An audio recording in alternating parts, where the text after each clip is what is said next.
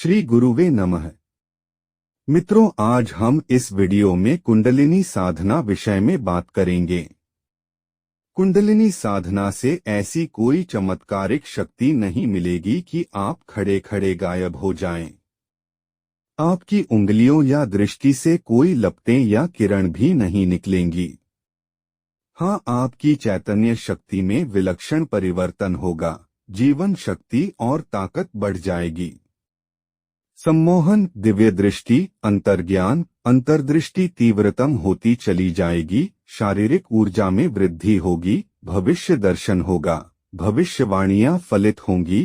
कुंडलिनी साधना जितनी सरल है उतनी ही सहजयोग में दुष्कर साधना समझा जाता है। वस्तुत सबसे अधिक परिश्रम मूलाधार पर करना होता है। इसके फव्वारे को तीव्र कर लेना या कथित सर्प के फण को उठा देना कठिन नहीं है। वास्तविक कठिनाई इस फण को ऊपर के स्वाधिष्ठान के नाभिक तक ले जाना है। यह ऋणात्मक ऊर्जा है और इसका प्रवाह सबसे तीव्र होता है, क्योंकि यह ऊर्जा परिपथ के ऋण बिंदु से उत्पन्न होती है। सर्वाधिक कठिनाई इसे नीचे की ओर क्षरित या पतित होने से रोकने में है। यहाँ के शिवलिंग से उत्पन्न होने वाली ऊर्जा महिषासुर है।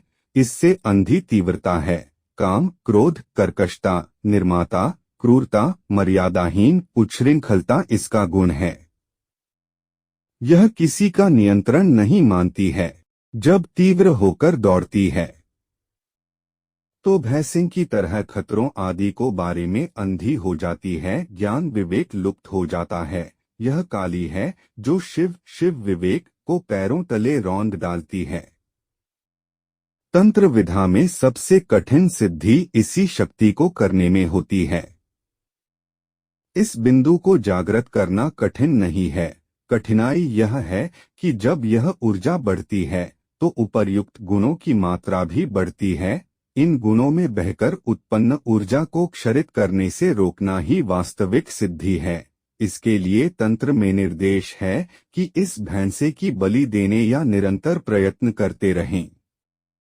भैंसिंग की प्रवृत्ति पर नियंत्रण रखें। शराब पीकर भी इस ऊर्जा को आप प्राप्त कर सकते हैं, पर वास्तव में सिद्धि तो वह है कि शराब पिएं पर नियंत्रित रहें। काम की भावना से भी रति के समय भी यह ऊर्जा बढ़ जाती है। इस समय आप भैंसे की सवारी कर रहे होते हैं। तेज रफ्तार से दौड़ते हुए अंधे भैंसे को रोकने की कला नहीं आती तो वह पतन की खाई में गिरा देता ही है। विवेक से इस भैंसे को नियंत्रित करके इस भाव की बलि देना ही तंत्र के भैंसे की बलि है। लोग धर्मस्थलों पर भैंसा काट रहे हैं। मूर्खों के सिर पर सींग नहीं होते, वे देखने में आदमी जैसे लगते हैं। तंत्र में भैंसे के रक्त, सींग, पूंछा के बाल, गोबर आदि की उपयोग होता है, परंतु यह रसायन सामग्री योग है। लेकिन इसका अर्थ भैंसे को काटने से नहीं। इसी तरह स्वाधिष्ठान की ऊर्जा बढ़ने पर से अंधी चंचलता या क्रियाशीलता बढ़ाती है।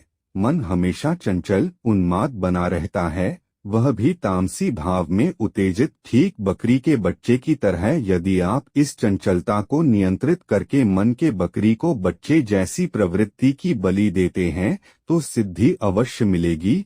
स्वाधिष्ठान माँ दुर्गा का स्थान है। कृपया इस देवी को चरणों पर मालूम पशुओं की बलि मत कीजिए।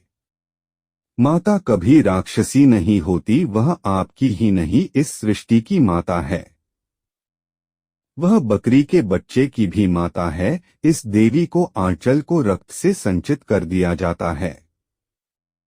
मैं हिंसा, भावुकता को वशीभूत नहीं हूँ, आपको मांसाहार से भी नहीं रोक रहा, मगर कम से कम यह दुर्गा माता को नाम पर तो रोके। तंत्र में इसका अर्थ कुछ और ही है। कुंडलिनी साधना आजकल इसकी हर तरफ चर्चा है। इस चर्चा का लाभ अनेक तथाकथित अवतार आदि उठा रहे हैं। इनका दावेडी वी फोन पर फोटो पर शक्तिपात करके एवं कुछ तो दावा करते हैं।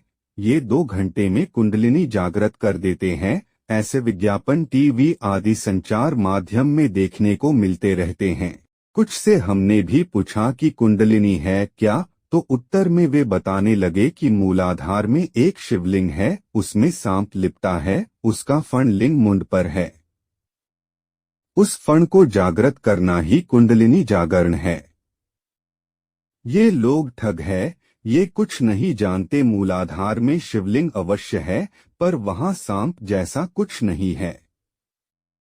वहां पर है क्या, यह एक ऊर्जा संरचना है, यह प्रथम परमाणु की संरचना है। इसके शीर्ष पर सांप नहीं, यह इसके शीर्ष से निकलती ऊर्जा धाराएं हैं, जो शेषनाग के फणों या फव्वारों की बूंदों की भांति निकलती है, फुफकारती हुई ऊर्जा धाराएं।